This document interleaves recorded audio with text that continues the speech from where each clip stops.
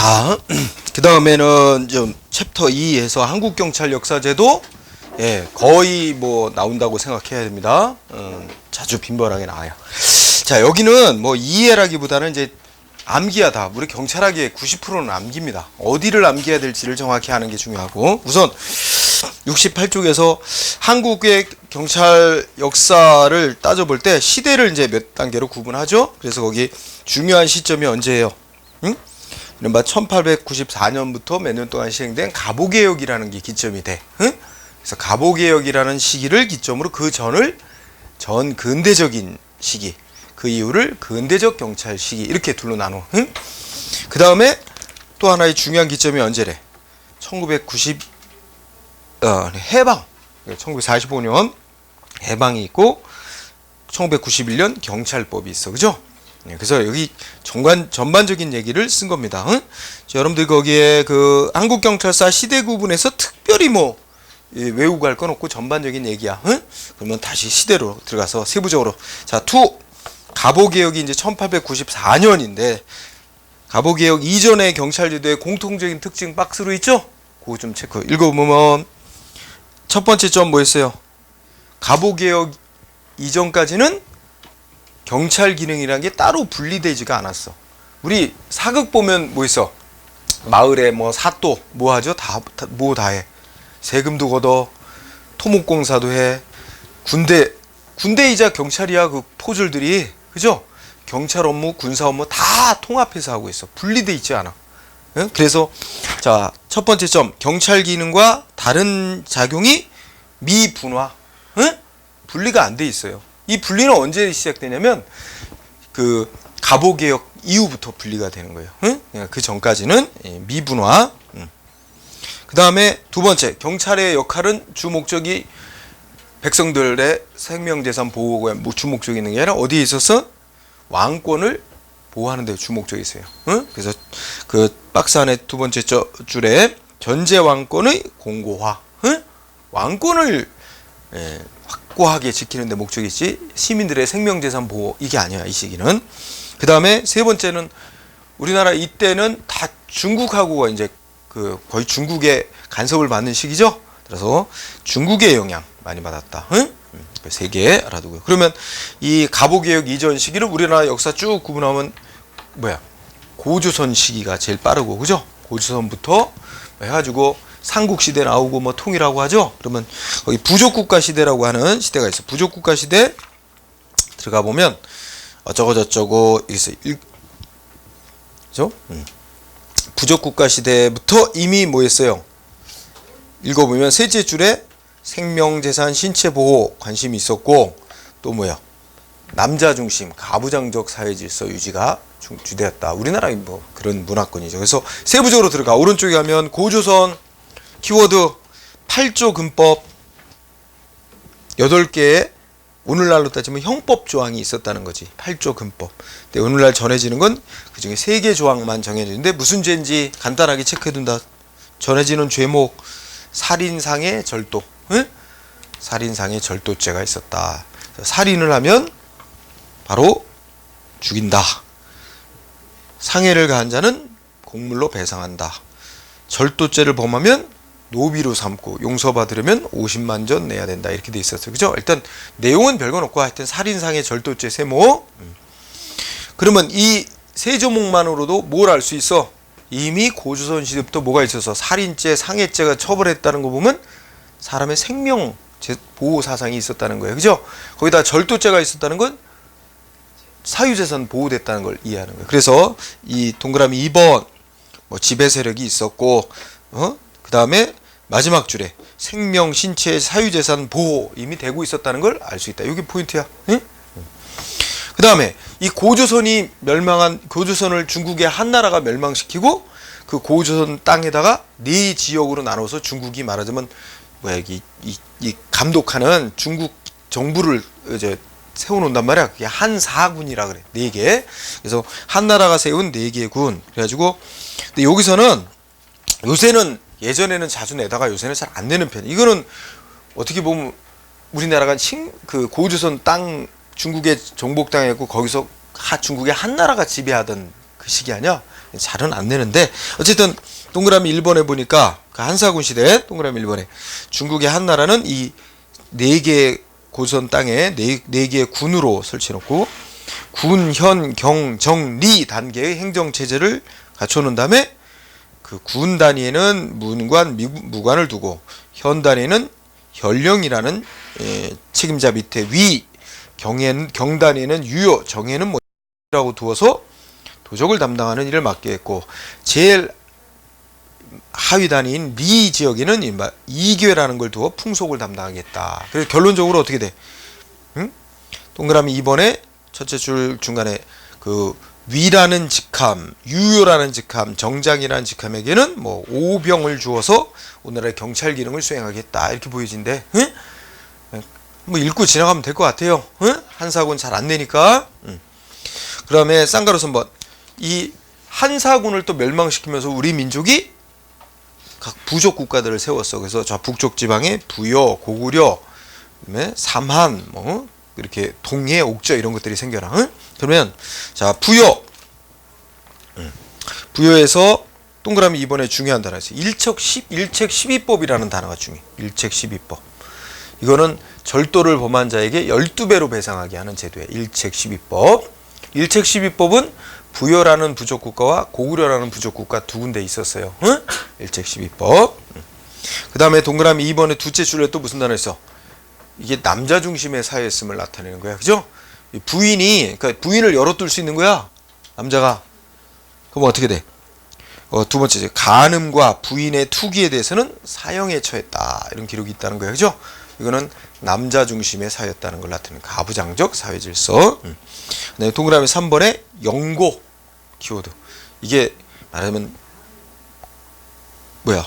부여의 명절이지, 명절. 국가적 행사. 응? 오늘날도 뭐 광복절, 뭐 추석 명절 이런 때는 사면해 주잖아. 그죠? 그런 거 비슷하게 국가적 명절 행사인 영고, 제천 행사, 하늘에 제사 지내고 뭐 이런 국가적 행사인데 영고라는 거 키워드. 그 다음에 고구려는 어쩌고저쩌고 뭐. 자, 동그라미 3항에 역시 일책 12법이라는 게 있었습니다. 부여와 고구려 두 군데는 일책 12법 있었고, 또 고구려의 제천 행사 이름이 뭐, 여기는 안 써놨다. 고구려의 제천 행사 이름은 동맹이라고 불렀어. 동맹. 응? 이 이름은 동맹. 아, 고구려에 그냥 하나 더 하면 동그라미 2번에 뭐 있어요? 두 번째 줄에. 응? 그 범죄자가 생기면 부족장들이 모여서 회의를 해가지고 즉결 처분했대. 그죠? 가족은 너비로 삼고. 그래서 범죄자에 대해서 부족장 회의에 따라 즉결 처분했다. 응? 그 다음에 저 동쪽 지방, 저 오늘날의 강원도, 저기 함경도 이쪽 북쪽 지방에 있었던 부족구가 동해와 옥저인데, 옥저는 시험에 답이 되게 하는 게 있을 수가 없어. 동해만 나와. 동해하면 무슨 제도가 있었대요? 응? 동그라미 2번에 동해하면 책화제도. 책화제도라는 건 마을마다 경계가 있어서 그 경계를 허락 없이 침범하면 배상토록 하는 제도죠. 응? 그래서 동해 책화제도. 응? 이 책화제도 처음에 배울 때는 이게 일책 12법하고 헷갈릴 수 있어. 응? 책화제도는 동해에만 있는 제도. 그 다음에 삼한 하면, 삼한은 읽어보되 동그라미 2번에 뭐야? 그 부족장들이 이제 신지읍찰하고 있었고, 여기 특징인 삼한의 특징은 이게 정치와 종교가 분리가 돼 있었어. 그래서 제사 담당하는 종교 지도자를 천군이라고 부르고, 이 천군이 지배하는 일정한 종교적으로 신성시되는 영역이 있어. 거기를 소도라고 불렀다는 거야. 그래서 두 번째 줄에 뭐야? 제사장인 천군이 주관하는 소도라는 특수지역에서 죄인이 도망을 해도 뭐야? 잡아가지 못했다. 응? 그래가지고 동그라미 1항에서 말하는 뭐야? 재정분리. 재정분리. 이게 종교와 정치가 분리돼 있었다라는 걸 나타내는 거예요. 그래서 소도, 응? 천군 이런 단어를 유의하면 돼요. 응? 천군, 소도. 응? 이거는 일종의 오늘날에도 이어지는 거지 뭐. 우리 지난번에 한상균 뭐 민노총 위원장 어디 갔어요? 조계사 안에 들어갔잖아. 종교적 종교 지역 아니야?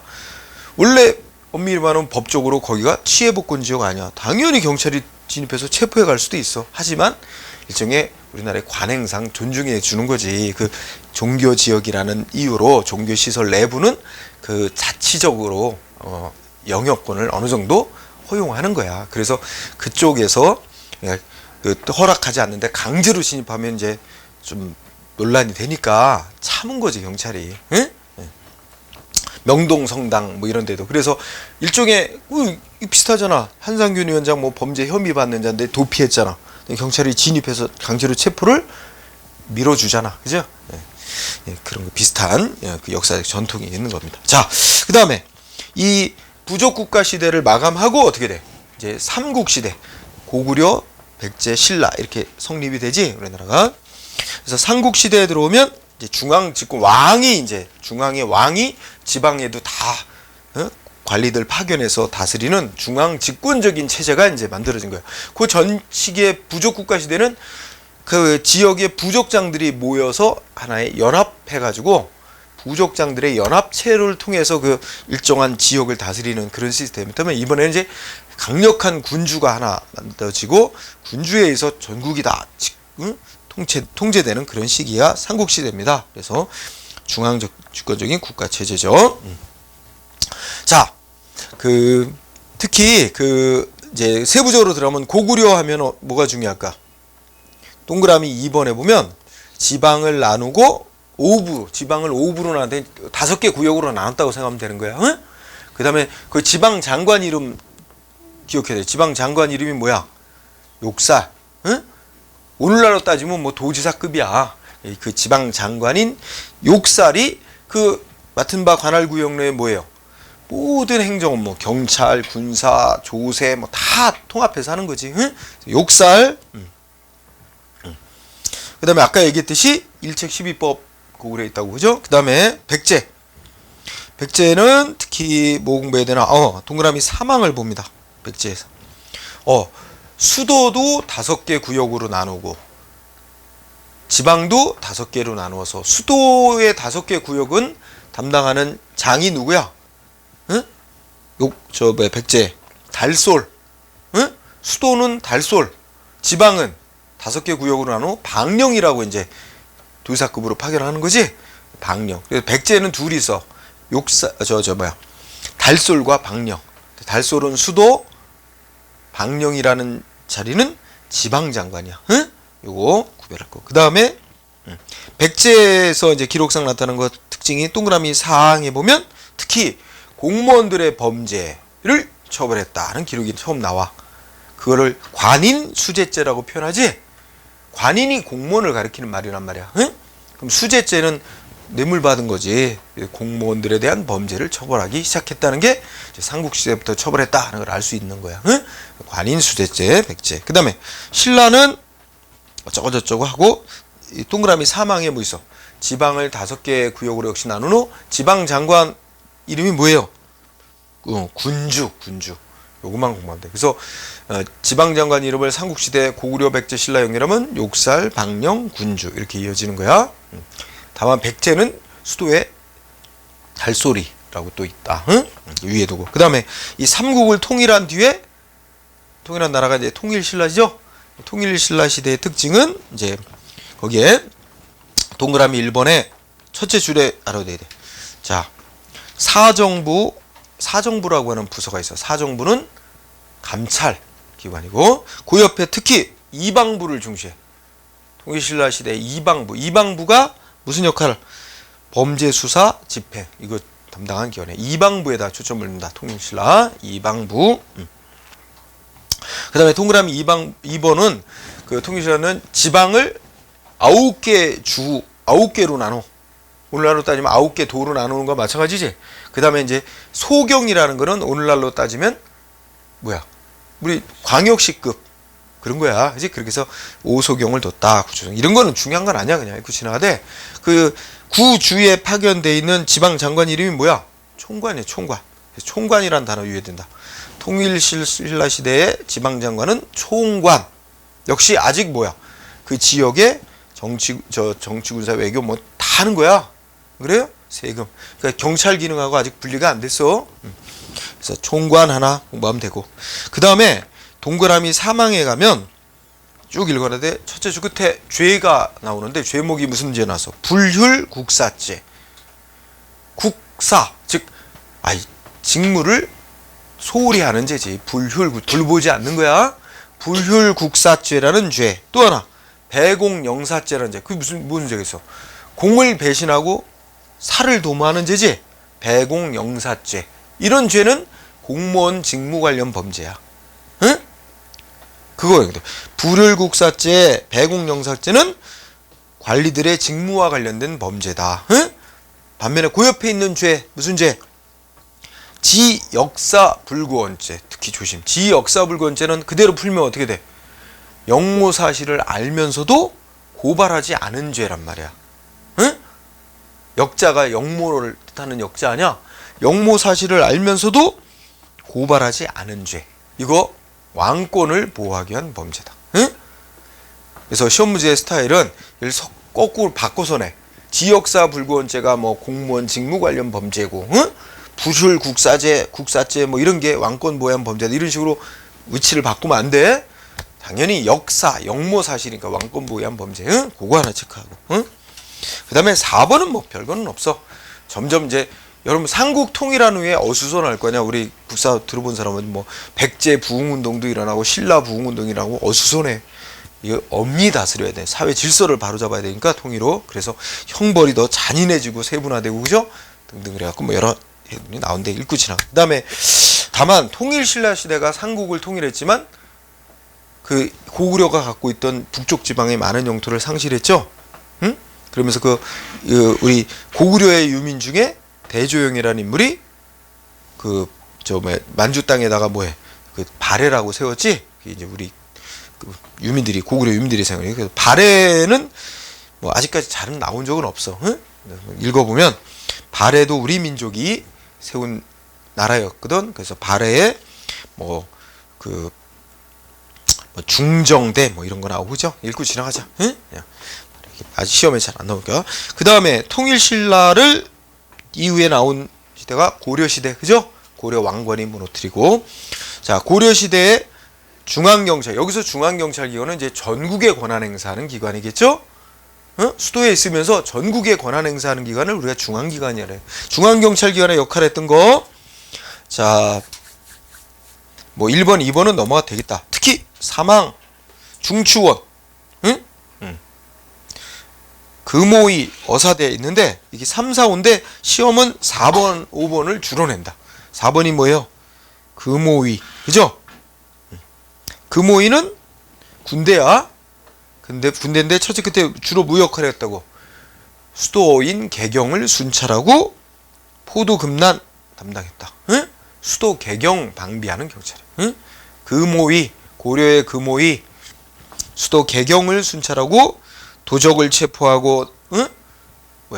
란을 금하는, 응? 그런 업무를 담당했던 그 금오이. 어사대는 감찰기관, 그 다음에 그것도 풍속경찰. 오늘날 따지면 풍속경찰의 역할을 담당했던 거예요. 그래서 고려시대의 금오이와 어사대가 중요하다. 그죠? 사망해서 굳이 사망까지 않으면 중추원은 특히 중추원의 하부기관인 수기. 그런데 중추원은 왕궁 경비 이런 걸 담당했던 거야. 그지? 자, 금오이 아니면 어사대가 주로 나온다. 그 다음에 고려시대에 지역에 소재하고 있으면서 지역의 경찰 업무를 맡아봤던 기관으로는 동그라미 1번 안찰사. 아까 통일신라 시대의 지방장관 이름은 총관이었지. 고려시대에 오면 안찰사로 바뀌는 거야. 응? 안찰사.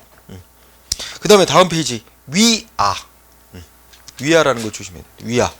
이제 그 국사 연구하신 학자에 의하면 고려시대의 기록을 보면 위아라고 하는 지방에 있던 기관 명칭이 등장한대. 내가 가만히 연구해 보니까 위아라는 게 우리가 관아라는 말을 쓰잖아.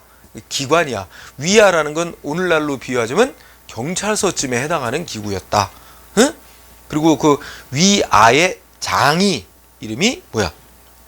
응? 현위라고 기록이 있었대. 그죠? 현위가 오늘날 따지면 서장에 해당한다. 그래서 여러분의 기억에는 위아, 오늘날의 경찰서에 해당한다. 어느 때? 고려시대 때 지방기관. 응? 지방에서의 경찰서 역할을 했던 기관이 위아. 거기에 장의 이름은 현위 이렇게 불렀다는 거, 그지? 예, 그 유예된다. 위아. 그 다음에 기타의 기관으로서 삼별초. 원래 삼별초라고 하는 거는 그 우리가 고려시대 이제 최씨 무신 정권에서 그 자기들이 쿠데타로 정권 잡아가지고 또 이제 쿠데타로 자기네 그 뒤엎어질까봐 불안하니까 이 뭐야 그 사병이라 그러지, 개인사절 써서 정식 군대가 나라의 군대가 아니고 진해 가문의 군대로 사병으로 이제 호위무사들 이렇게 키웠는데 그게 이제 몽고로부터 원나라로부터 몽고로부터 침입받은 후에 뭐였어? 평상시는 이제 그 최씨 무신 정권의 사병 역할을 하고 뭐 순찰도 돌고 좀 이렇게 하다가 그 몽고가 쳐들어온 이후에는 거기에 대항해서 끝까지 싸운 부대로 얘기돼. 그래서 삼별초 하면은 그 최씨 무신 정권에서 사병 역할을 했다가 나중에는 경찰 업무, 그러니까 순찰도 돌고 나중에는 전투까지도 하고 몽고군 대항해서, 그래서 결국은 뭐야? 공적인 업무도 수행했다. 삼별초 공적인 업무도 수행했다. 이 정도. 응? 자, 여기서 동그라미 2번이 중요합니다. 여기서는. 응? 2번 뭐야? 순군 만호부. 순군 만호부라고 있었어. 응. 자, 순군 만호부. 이런 이름은 사실은 다 중국 원나라 영향을 받아서 이런 이름을 붙이게 된 거야. 여러분, 우리나라 옛날에 우리나라 왕 뭐였어? 중국 원나라 황제 사위였어. 그렇게 속국이 됐지. 그래서 우리나라 세자 되면 어디가? 중국에 무조건 가야 돼. 가서 인질로 잡혀 있어야 돼. 그래서 거기서 교육받고 크면서 중국 원나라 황제 딸하고 반드시 의무적으로 결혼해야 돼. 그래서 돌아가서 왕이 오르고, 우리나라 왕이 되면 이름은 다 앞에 충자를 붙여야 돼. 그래서 충렬왕, 충수광, 충선왕 이런 식으로 충자를 붙이게 돼 있어. 우리나라 억울했던 시기지, 그지? 네. 자, 어쨌든 순군 만호부 뭐 했어? 두 번째 그때 순찰 이런 것도 담당하는 거 임무 외에 특히 무슨 역할을 했다고? 왕권 보호 등의 정치 경찰 활동을 수행했다. 응? 이게 포인트야. 왕권을 보호하기 위한 정치 경찰 활동을 수행했단 말이야. 응? 이게 핵심 특징이야. 순군 만호부 고려시대. 자, 그 다음에 나머지 거는 참고로 넘어가. 그 다음에 조선시대로 가자. 자, 우리 조선시대는 가부개혁을 기점으로 해서 가부개혁 이후를 근대적인 경찰이라고 본단 말이야. 그래서 그 가부개혁 이전을 보는데 조선시대 중앙경찰기관으로서 의금부 꼭 알아둬야 돼. 의금부. 조선시대의 의금부 쭉 읽어보면 어떻게 돼요? 무슨 역할을 했죠? 한마디로 얘기하면 마지막 줄에 뭐야? 중요한 특별범죄를 담당했어. 그래서 둘째 줄부터 보면 왕족의 범죄라든지 공무원들의 범죄 행위라든지 공무원들의 범죄 행위, 또 무슨 국사범 반역죄 사건 이런 거, 그지? 이런. 그래서 간단히 말하면 왕족 범죄 등 반역죄 등 특별한 사건을 담당했던 기관 이름. 조선시대 의금부. 이거 많이 등장하잖아. 사극 보면, 그죠? 되게 사극에 나오는 반역죄 나오면 의금부에서 그 궁궐내 해놓고 주리를 틀고 하잖아, 그지? 예, 의금부. 그 다음에 사헌부는 감찰기관, 풍속경찰 역할. 조선의 사헌부, 감찰기관 역할했다. 그리고 포도청이란 거 알아야 된다. 포도청. 자, 포도청 어쩌고저쩌고 해서 첫째 끝에 원래 도적을 잡기 위해서 어느 때 처음 만들어졌어요? 자, 그거 성종 때 포도장제 이런 거 몰라 되고, 하여튼 성종 때 포도장제라는 어떤 규정에 따라 임시 설치돼서 처음. 성종 때 임시 설치야. 그러니까 하도 그때 도적이 들끓으니까 그 도적을 소탕하느라고 임시로 설치해 놓은 거야, 원래는. 그랬다가 나중에 중종 때 상설기관으로 만든 거야. 성종 때 임시 설치, 중종 때 상설기관화. 항구적 기관화했다 이런 말 나오죠? 상설기관으로 만들었단 말이야. 그런 거 조심해야 돼. 성종 때는 임시 설치, 중종 때 상설기관을 만들었다. 그 다음에 주로 뭐 했겠어요? 맨 처음엔 도적 횡포 막기 위해서 만드는 거지. 예, 그래서 확대됐고. 그 다음에 디귿번. 포도청에는 뭐가 있어? 다모라고 있었어. 다모. 응? 옛날에 그 다모 이 드라마도 있었어. 그지? 응? 자, 포도청에는 양반집을 수색하거나 여자 범죄자, 응? 여자 범죄자 그 거만하간다든지 사체 거만한다 이런 거 하기 위해서 여자 도적 체포 등을 위해 다모라고 불리우는 여자 관비가 있었어. 그러니까 관비라는 건 노비 중에 관청에 소속된 노비로서 좀 똑똑한 애들은 글도 알고 좀 똑똑한 애들은 교육시켜갖고 오르려면 역용으로 활용하는 거나 마찬가지지. 그지? 다모라고 불렀어. 그래서 예, 디귿번. 자, 포도청은 성종 때 처음 임시 설치돼서 중종 때 상설되고 언제까지 존속했어? 응? 갑오개혁 때까지. 응? 갑오개혁이 되면서 우리 조선이 일본식의 경찰 제도를 도입을 해요. 그때 일본식 경찰 제도를 도입하면서 포도청이 폐지되는 거야. 그래서 리을번 포도청 갑오개혁 때까지 존속한 거야. 그때 폐지된 거니까. 그 다음에 동그라미 4번은 직수아문이라고 있는데 이거는 뜻을 이해하고 결론은 동그라미 니은번이야. 그럼 직수아문이라는 거는 이런 거 한번 생각해봐. 지금을 비교해보자. 지금 어떤 엊그제 뉴스 보니까 무슨 소규모 중소기업들 막 이런 데서 어떻게 돼? 이거 폐수 오염물질 들어있는 폐수 기준치 초과해서 버리면 처벌되지. 응? 그래가지고 무슨 다 공장 하면은 법에 따라서 오염 정화 시설 갖추고 그 가동해서 기준치 이하로다가 수질 기준치 이하로 배출하고 해야 돼. 근데 그거 가동하고 이거 낮추고 하는데 돈 들어간단 말이야? 몰래 하는 거야. 응? 몰래 비 오면 확 버린다든지. 그것도 어떤 거 있더라? 그 오염물질 이렇게 쌓이는 그 통에다가 밑에는 뭔가를 쓰레기를 잔뜩 쌓아놓고 다 흘러나가게 하고 하여튼 법 위반 행위를 여러 가지로 하던데 환경과 관련된 위반 행위 적발했다. 그러면 적발한 예를 들어서 구청에서 적발했다. 그럼 구청장이 처벌하나? 아니죠. 구청장은 어떻게 돼? 처벌권은 경찰, 검찰에게 있잖아. 검찰에게 있지 우리나라. 기소하고 재판을 통해 처벌하잖아. 그러면 그 구청장 같은 사람은 넘겨야 되잖아. 고발로 해가지고 처벌권이 있는 기관이 따로 정해져 있잖아. 환경 관련 범죄, 그죠? 또 하여튼 부정식품 단속했다. 그래도 처벌권 있는 경찰, 검찰로 고발이 들어와야 여기서 조사해서 처벌하죠. 응? 이렇게 오늘날은 말하자면 경찰 권한이 즉 수사하고 처벌하는 권한이 한 기관으로 집중돼 있는 거야, 그죠? 그런데 조선시대는 기역번 읽어봐. 정부 부서가 말하자면 부서마다 어떻게 있어? 정부 기관마다 진해 업무 관련한 자는 알아서 체포해서 각자가 다 처벌할 수 있었대. 가두고. 응? 이렇게 그런 각 중앙의 각 기관이 각자 자기네 소관 업무 관련해서 법 위반한 자를 체포해서 처벌할 수 있는 권한을 가진 기관들이 있었는데 그런 기관들을 뭐라고 이름을 불렀대? 직수아문이라고 그래. 직접 죄수를 뜻하는 숫자 아니야. 직접 범죄를 체포해서 처벌하는 권한을 갖고 있었던 기관들이 존재했다는 거야. 그럼 이것이 갖는 의미는 뭐라는 거야? 니은번. 조선시대에는 경찰권이 일원화. 그러니까 이런 수사하고 체포하는 권한이 어느 한 기관에 주어진 게 아니고 분산돼 있었다는 거야. 각 기관마다로. 응? 그래서 조선시대의 경찰권은 일원화되지 못했다. 이게 핵심인 거야. 응? 그 말을 꼭 알아도. 그 다음에 기타는 별로 넘어가고. 그 다음에 조선시대의 지방경찰기관은 뭐야? 관찰사. 응? 각 8도로 나누고 그래서 관찰사만 잘 기억하면 될 것 같아. 자, 그래서 그 밑에 갑오개혁 이전의 경찰제도 이렇게 해서 정리해놨죠? 잘 유의해두고요.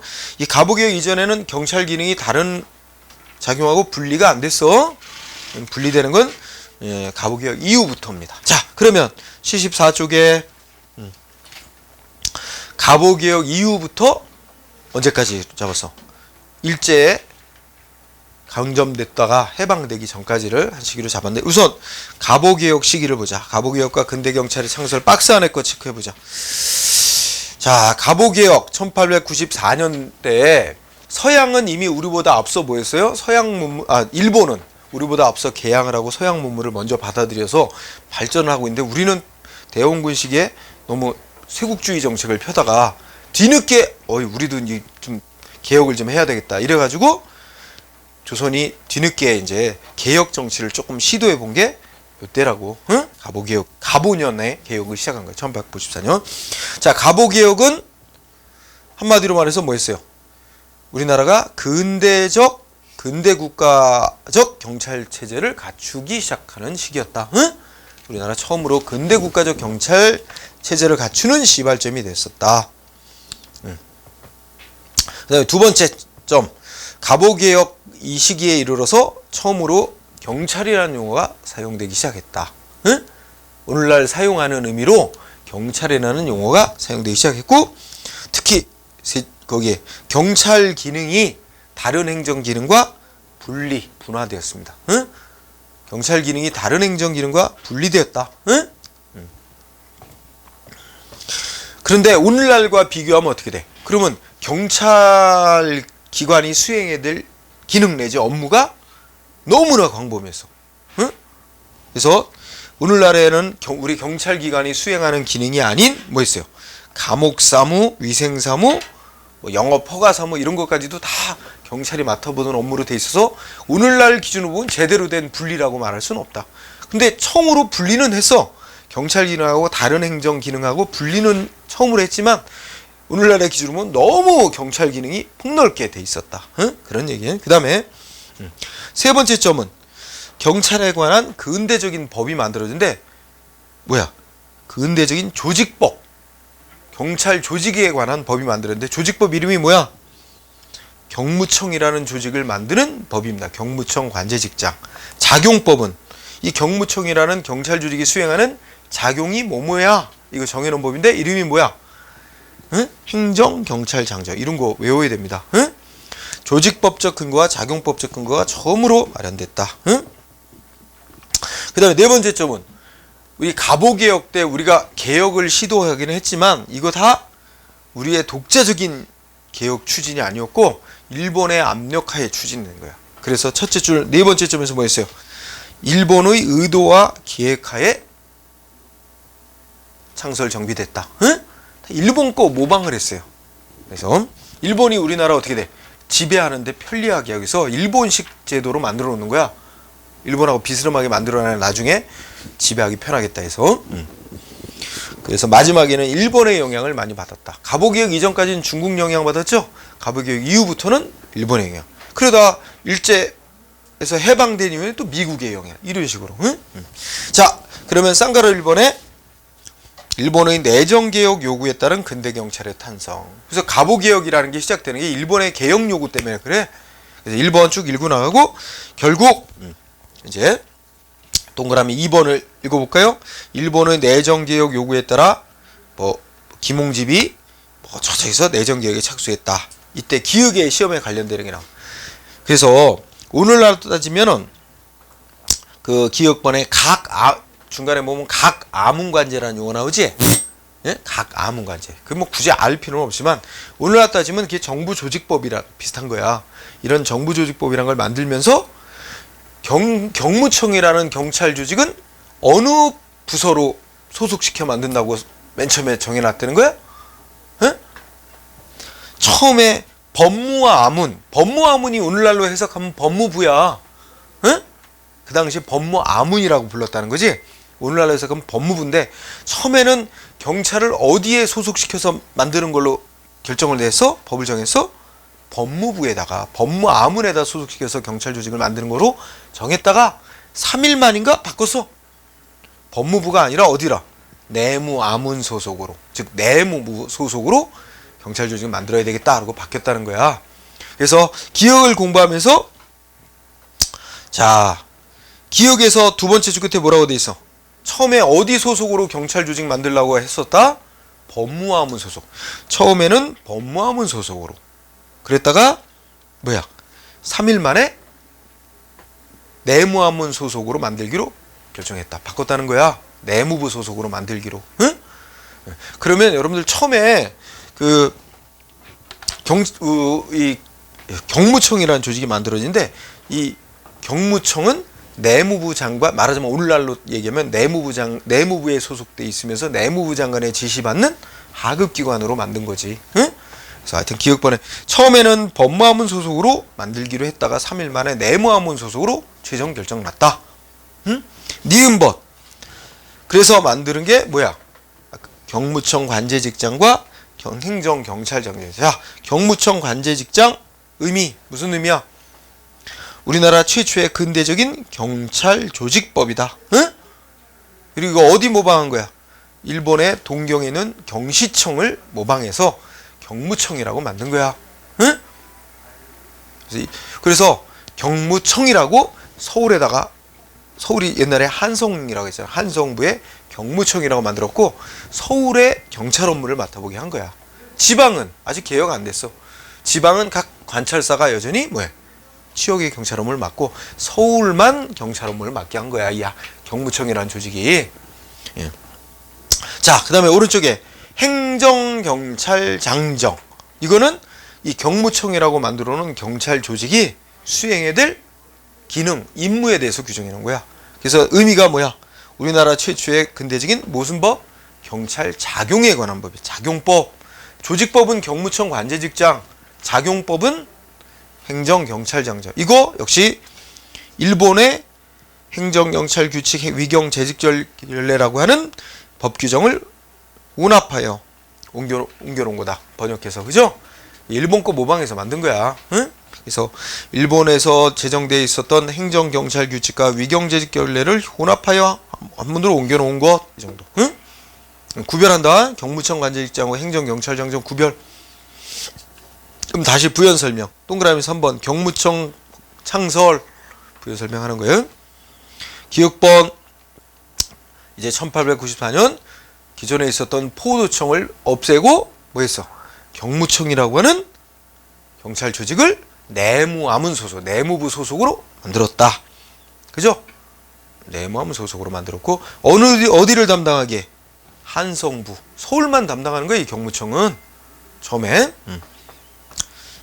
그리고 경무청의 장 이름은 뭐야? 직함 이름이 뭐예요? 경무사. 응? 밑줄. 경무청의 장으로 경무사라고 했어. 경무청의 장은 경무사. 여기까지 밑줄. 그리고 이때는 감옥사무도 같이 봤어. 경찰사무, 감옥사무 총괄. 응? 그 다음에 디귿은 어떤 문장이냐면 이 서울을 다시 구역을 5개로 나눴다는 말이야. 응? 한성부의 5부자 내에 그래서 5개 구역으로 나누고 구역마다 경찰서를 뒀다는 말이야. 응? 그리고 서장을 경무관이라고 이름을 불렀대. 응? 예전에 시험 문제 중에 니은번에 이 경무청의 장은 뭐라고 불렀어? 경무사라고 불렀죠. 응? 근데 예전 시험에 경무청의 장이 경무관이었다. X잖아. 이 경무관이라고 부르는 이 이름은 경찰서장이었어. 응? 응? 서울의 5개 구역으로 나눈 후에 서장을 경무관이라고 칭했단 말이야. 응? 그리고 리을번. 이 경무청이 맡아보던 경찰 업무가 엄청나게 넓었단 말이야. 그지? 오늘날에는 경찰 조직이 하지 않는 위생, 감옥사무도 했다 그랬잖아. 전염병 예방사무, 신문잡지, 검열사무 등 결론적으로 뭐야? 응? 매우 광범위한 사무를 담당. 응? 자, 이렇게 해서 이제 조직으로 운영했죠. 그러면서 동그라미 4번은 꼭 외울 필요는 없고 4번은 무슨 얘기냐면 이거 일본식 법과제도 도입한 거 아니야? 그러면서 일본이 뭐래? 야, 니네 이거 새로운 제도 도입해서 하는데 잘 모르지? 응? 예, 우리가 도와줄게 해가지고 일본 고위 경찰 간부로 말하면 고문, 응? 고문 역할을 담당하도록 초빙토록 하는 거야. 압력을 넣어서. 그래서 일본인 고위 경찰 간부가 와서 이러쿵저러쿵 우리 경찰 운영에 관해서 이제 고문 역할을 하도록 해서 점점 일본식으로 바꿔가는 거야. 응? 그게 이제 4번 일본인 고위 경찰관이 고문으로 파견이 돼 와서 한국 경찰에 대해서 조선 경찰에 대해서 이러쿵저러쿵 이제 간섭하면서 일본식대로 하도록 하는 거죠. 응? 그러면서 그건 넘어가도 돼, 내용은. 그러다가 이제 5번째 뭐서는 5번에 일본 헌병이 또 주둔하기 시작해. 그래서 요거는 그 동그라미 기역변 보면은 맨 처음에 무슨 목적으로 일본 헌병대가 이 조선 땅에 주둔을 시작했대요? 응? 저 첫째 줄은 뭐 군용 전신선 보호한다는 명목을 해. 그지? 그 일본하고 이제 외교 관계돼 있으니까 일본의 외교 관사, 응? 그다음에 일본 조선에 들어와 있던 일본 사람들 뭐 보호 뭐 이런 여러 가지 이유를 내세워서 그 이제 헌병대가 주둔하기 시작하는 거예요, 조선에. 그래서 처음에는 군용 전신선 보호 명목으로 일본의 헌병대 주둔. 응? 그러다가 근데 이 일본 헌병대는 나중에는 이제 어떻게 돼? 서울로 옮겨오고 전국에 이제 우리나라의 역할을 하게 되는데 니은번 어쩌고저쩌서 끝에 읽어봐. 헌병은 원래 군대 경찰 아냐? 그죠? 민간인에 대해서는 경찰로서의 업무를 할 수 없는 거 아니야? 오늘날로 따지면. 그죠? 그런데 그 당시에 일본의 헌병은 군대 경찰인 동시에 민간인에게도 다 경찰 권한을 행사하는 그런 역할을 하는데 그걸 조선에도 똑같이 적용하는 거예요. 그래서 헌병은 군사경찰 이외에도 행정경찰, 민간인에 대해서 행정경찰, 사법경찰을 겸했다. 그죠? 그래서 주로 우리나라에서는 무슨 역할을 해서 헌병은 조선에 들어와 있는 일본 사람들 보호하는 거 위에다 그다음에 일본에 대해서 저항하는 거 막 의병들 이런 거 있잖아. 응? 정보 수집하고 막 응? 그런 역할을 주로 했다. 그죠? 그래서 디귿번 이게 나중에 일제에 합병되고 난 이후에 일본이 군대 경찰의 헌병이 일반 민간인들 상대로도 다 응? 경찰 업무 수행하는 거에 시발점이 됐다. 이런 얘기 뒤로 가죠. 그다음 그러면 조그맣게까지 한 얘기에서 보면 점점 어떻게 가고 있는 거야 지금? 일본의 의도대로 계속 일본과 거의 동일하게 만들어져 가고 있는 거죠. 이래서 뭐야? 이제 이렇게 돼가게 된 거는 우리나라 이제 여러분들 대원군이 있었고 대원군의 아들이 누구야? 고종이잖아. 고종이 열 몇 살에 왕위에 올랐단 말이야. 그러니까 어리니까 대원군이 거의 정치를 도맡아 했죠. 그런데 대원군은 일본에 대해서 적대적이야. 응? 청나라에 대해서 적대적이고 쇄국 정책이야. 청나라 쪽에 좀 더 가까울 수도 있다. 어쨌든 근데 이제 대원군이 밀려나게 돼요. 그러면서 어떻게 돼? 이 고종이 나이가 들었으니까 이제 물러나세요. 가지고 고종의 비가 명성황후잖아. 그지? 이른바 일본인들은 민비라고 하고, 그지? 예, 명성황후. 이게 다 이제 나이가 성인이 다 됐으니까 자기들이 정치하겠다 이거야. 그래서 대원군을 몰아내고 이쪽이 정치를 맡아요. 그러면서 야 이거 계속 일본의 의도대로 가면 안 되겠다. 응? 그래서 반발해가지고 독자적인 개혁을 한번 추진했던 게 광무개혁이라고 부르는 거야. 응? 연호라고 있잖아. 그래서 이제 그 몇 년 1896년인가 97년부터는 이제 새롭게 독자적으로 나라를 새롭게 한다 해가지고 광무라는 연호를 쓰면서 개혁을 어느 정도 추진했는데 그걸 광무개혁이라고 부르면서 경찰 조직도 좀 바꿔요. 응? 그래서 자 광무개혁 어쩌고저쩌고 해서 그 쌍가루 1번 읽고 쌍가루 2번의 포인트를 자. 쌍가루 2번은 경부경찰 체제의 출범과 좌절을 했어. 그죠? 그래서 그러면 우리가 시간을 순서대로 보면 자 아까 갑오개혁 때 뭐 설치했지? 경무청. 그죠? 경무청. 이거 어디 담당이야? 서울 담당하지? 한성 담당. 서울만 담당하죠. 그죠?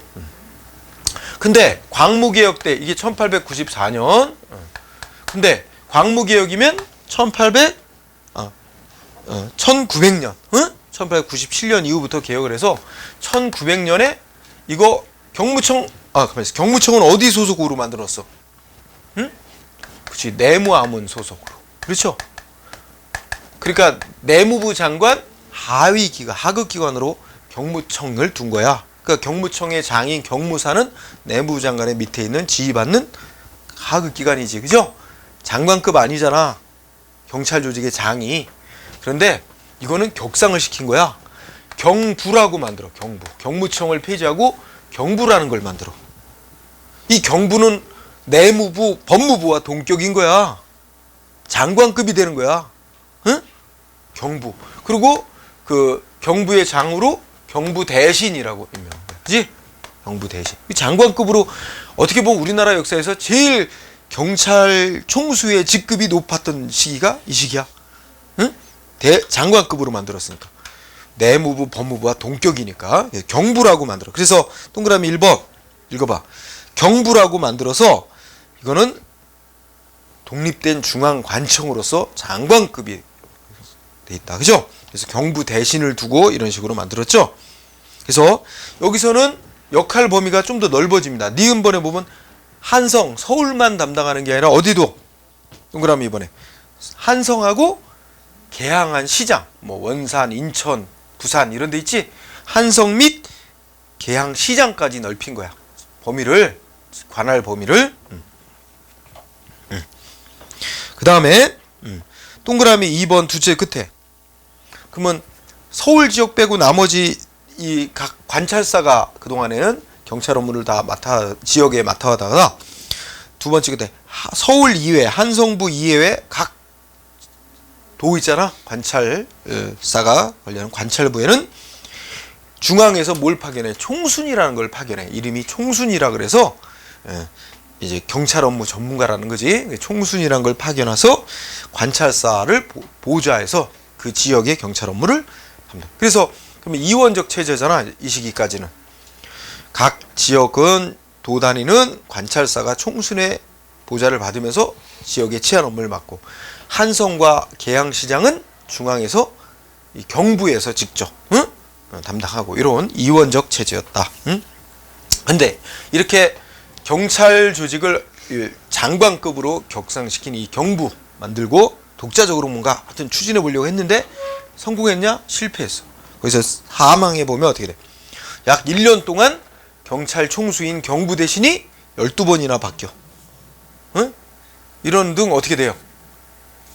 결국은 문제가 많아 실패했다는 얘기야. 독자적인 개혁하려는 건 실패. 그래가지고 다시 뭐로 돌아가?